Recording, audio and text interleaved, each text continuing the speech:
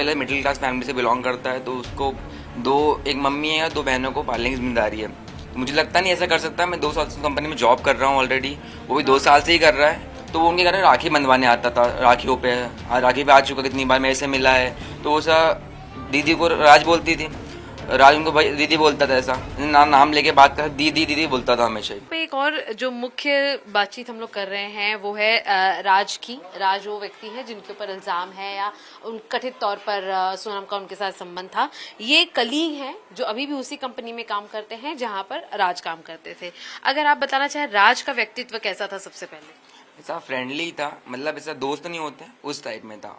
एक तो पहले मिडिल क्लास फैमिली से बिलोंग करता है, तो उसको एक मम्मी है या 2 बहनों को पालने की जिम्मेदारी है। तो मुझे लगता नहीं ऐसा कर सकता। मैं 2 साल से कंपनी में जॉब कर रहा हूँ ऑलरेडी, वो भी 2 साल से ही कर रहा है। और जो जो दीदी को लेकर अफेयर का बताया गया है, क्योंकि अब कैसा होता है, मुँह बोली बहन होती है, तो वो उनके घर में राखी बंधवाने आता था, राखियों पे राखी पे आ चुका, कितनी बार मेरे से मिला है। तो वो सा दीदी को राज बोलती थी, राज उनको भाई दीदी बोलता था, ऐसा नाम लेके बात कर, दीदी दीदी बोलता था हमेशा ही रात में। और बोल रहे हैं ना कि कॉल रिकॉर्ड में ज़्यादा उनका बातचीत हुई है।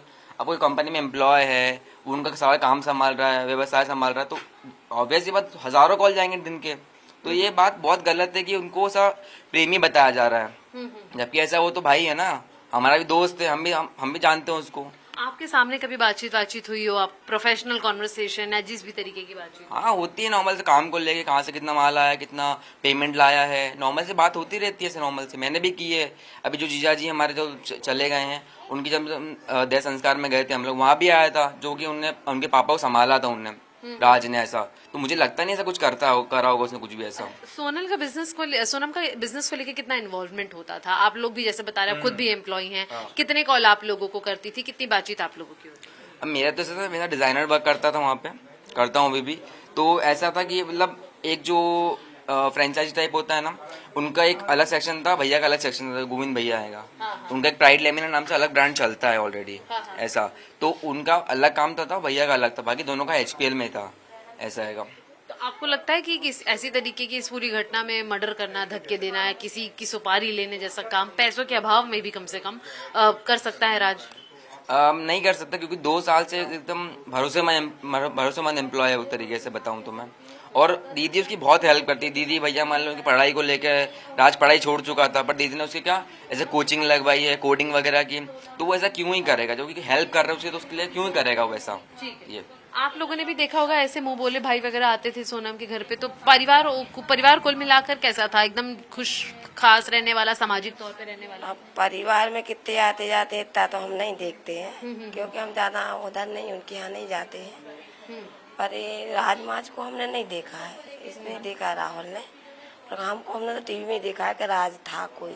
सोनम को लेके आपको लगता है ऐसा कर सकते हैं? सोनम को लेके तो नहीं है भाई, क्योंकि लड़की बहुत समझदार, पढ़ी लिखी, बहुत संस्कारी थी। उसके माँ बाप ने ऐसे संस्कार दिए, किसी से ज्यादा बात भी नहीं करती थी। मतलब कहीं भी मैं साथ में घूमे भी जाती थी तो बहुत अच्छे से बात करती थी। मेरे को नहीं लगता मैम कि ऐसा कुछ कर सकती है। देखिए, जब आप पड़ोसियों से, बचपन के साथ पढ़े लिखे दोस्तों से, कॉलीग से, तीनों से जब जानते हैं, तो आप ये जरूर समझते हैं कि जो सोनम है उसके किरदार पर किसी तरीके का न लांछन है और न किसी तरीके का संदेह है, और किसी भी तरीके के क्राइम को वो अंजाम दे सकती है, इस पर भी विश्वास करना अब भी नामुमकिन है। हालांकि जांच अभी भी जारी है। जांच में ऐसे कई सारे बयानात सामने आए हैं जो कहते हैं कि सोनम भी इस पूरे हत्याकांड के अंदर सक्रियता से इन्वॉल्व रही है। देखना ये होगा कि एक तरफ जो जानकार है उनका भरोसा है, और दूसरी तरफ जांच जो है वो दर पदर आगे बढ़ते जा रही है, और परत के साथ परत नए खुलासे इसके अंदर हो रहे हैं। तो आखिरकार इस कहानी की कड़ी में भाई बहन का मुंहबोला रिश्ता सामने आता है, प्रेमियों का रिश्ता सामने आता है, और इस हत्याकांड के पीछे की मुख्य वजह कैसे स्पष्ट होती है। मृत्युंजय के साथ शिवानी मिश्रा, टाइम्स ऑफ भारत के लिए, इंदौर से।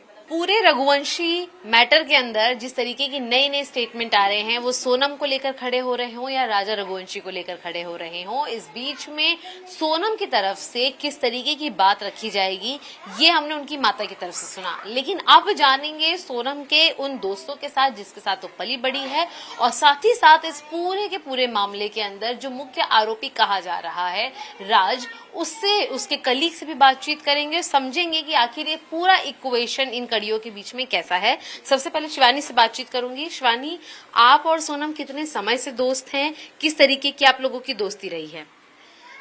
मैं ये कहूँगी कि सोनम हम लोग सब साथ में स्कूल जाते थे और पिछले 10 से 15 साल मतलब स्कूल में हम लोग साथ में पढ़े हैं और उसका व्यवहार काफ़ी अच्छा रहा है।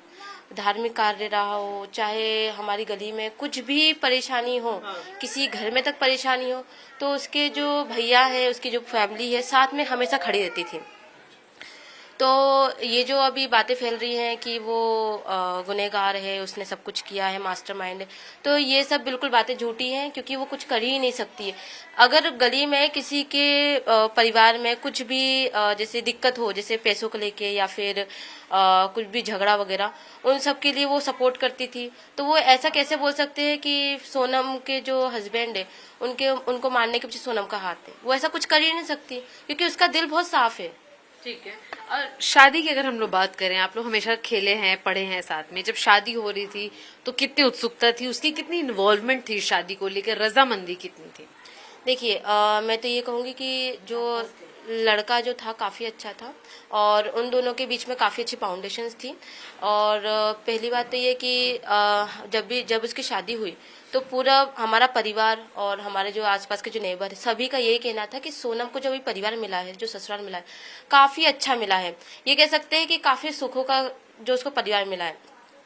और 4 साल से उसकी जो फैमिली थी वो लड़का ढूंढ रही थी। तो सोनम का भी ये कहना हो रहा था कि मैं जब जिस भी लड़के से शादी करूंगी, अपनी फैमिली की रजामंदी से, अपनी मेरी फैमिली जो भी लड़का ढूंढेगी, अच्छा हो बुरा हो जैसा भी हो, गांव में हो शहर में हो, भैया जैसा भी लड़का ढूंढेंगे मैं कर लूंगी शादी। बाकी ऐसा कोई भी काम नहीं करूंगी जिससे मेरी परिवार को, मेरे समाज को कोई दिक्कत हो या मेरे आसपास के पड़ोसियों को दिक्कत हो। तो ये तो कहना थोड़ा सा अलग है कि सोनम ने कुछ करा, ये सब बिल्कुल झूठ है मेरे हिसाब से। शादी में अपनी तैयारियों को लेकर वो अपने साथ कोऑपरेट करी थी, काफी ज्यादा मतलब खुश थी। अच्छा। और जैसे मुझे पता चला कि मेरी मम्मी ने मुझे बताया कि सास बहू साथ में मार्केट गए थे, उन्होंने काफ़ी सारी चीज़ें परचेस करी थी और शायद वो उनके हस्बैंड के साथ भी गई थी शादी से पहले परचेसिंग करने। तो ये सब चीज़ों को लेके तो मुझे नहीं लगता कि उसने मतलब शादी के लिए वो खुश ना हो। ठीक है। आंटी, आप लोग यहाँ रहते थे, आपके सामने कोई बिटिया बड़ी हुई है, कभी आप लोगों को ऐसा मन में लगा कि वो इस तरीके का भी कोई अंजाम दे सकती है? नहीं, ऐसा कुछ भी नहीं लगा। बहुत अच्छी थी वो, उसकी बोली बानी और कुछ भी भूगा भूगा बोलती थी, तो आती थी जाती थी, हमारे घर पे भी आती जाती थी।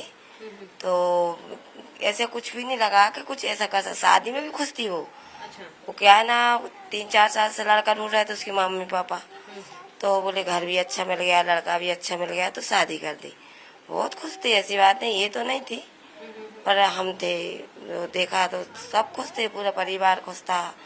शादी में भी सब गए थे, मेरा लड़का भी गया था, इसके पापा भी गए थे। अभी एक और जो नई कहानी इसमें रोज उत्पन्न हो रही है, ऐसे में एक और कहानी है कि अपने उनके कंपनी में काम करने वाले एक व्यक्ति के साथ उसका अफेयर था। आपको कोई ऐसा संदेह? नहीं, हमको अब हमने कभी उस लड़के को देखा भी नहीं कि उसको देखा हो, कभी साथ में देखा हुए। तो अभी टीवी में देखा कि लड़के के साथ अफेयर है।